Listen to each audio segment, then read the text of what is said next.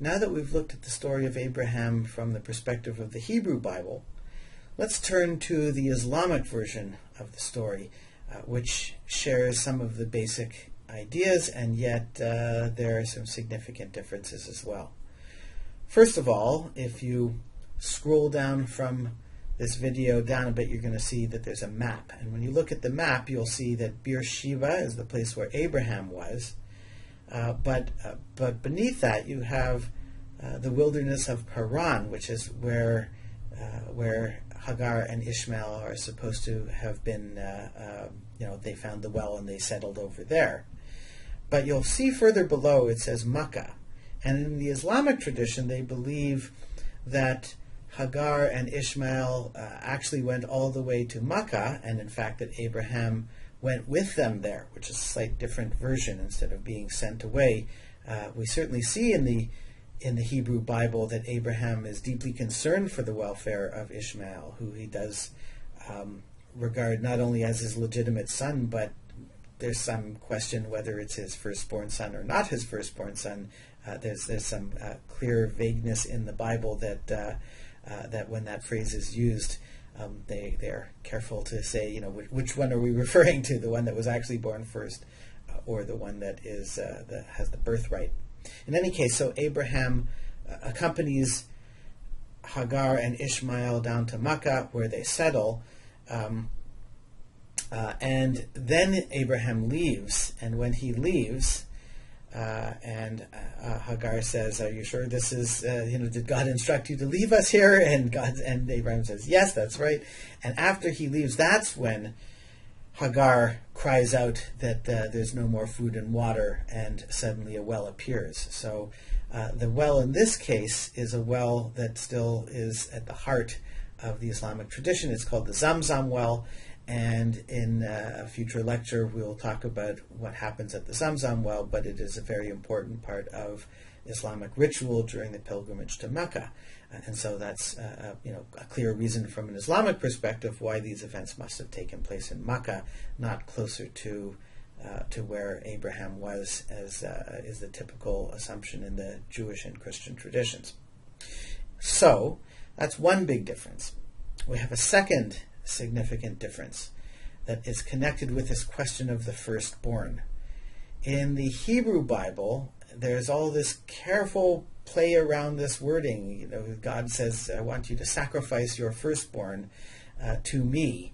And of course, we know from the Hebrew Bible account that refers to Isaac, and hence all of this talk about, he's the one who has the birthright. But when that conversation is taking place, Abraham is careful to make sure he's going to sacrifice the right son, and they go on and they keep clarifying it, and so he ends up, of course, in the biblical story, prepared to sacrifice Isaac. If you're not familiar with the scene, it is quite dramatic. Abraham takes his son up to the top of a mountain, and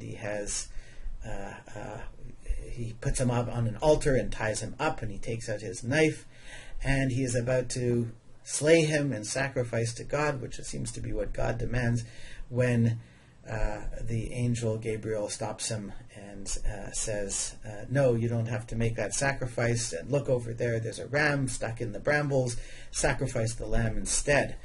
It is often assumed in the Jewish account that Isaac is too young to know what's going on at the time. One of the big differences when we look at the Islamic account is that because Ishmael is older when he leaves, that he is clearly fully aware of what's going on, and indeed asks his father, is this what God wants you to do? You're sure this is real? And Abraham says, "Yes, I'm sure that's what God is asking."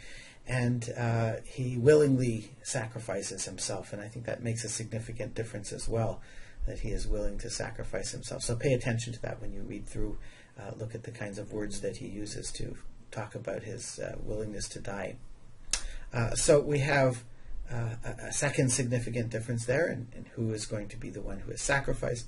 And the third significant difference in the story, which once again is going to play a very important role in the pilgrimage to Mecca that we'll talk about in a future lecture, is what's called the Kaaba. It is a big black square shrine, and in the Islamic tradition it is believed that when Abraham was there with Ishmael, that he helped him to build the shrine there, and the shrine is supposed to, according to some accounts at least, possibly represent the place where Adam first began to worship God after his expulsion from the Garden of Eden. One way or another, by the time of Muhammad, the person who will found the Islamic faith, this has become a very sacred place, and although it is not a monotheistic place, that they worshipped in the time of Muhammad a variety of different deities, and they were inside that black cube, the Kaaba. But the tradition of Abraham was not unknown, not only because there were Jewish people in the area, but because some of the ideas from the Jewish tradition and the Christian tradition had been somewhat incorporated into the belief structure there, although primarily it was a polytheistic tradition with a variety of other deities. And so in those three ways, we see that the Islamic version of the story is a little bit different, and we're going to leave this part of the lecture for now, go over and read the material that I provided very carefully, and then I'll come back and have one more mini lecture to talk about the Prophet Muhammad specifically.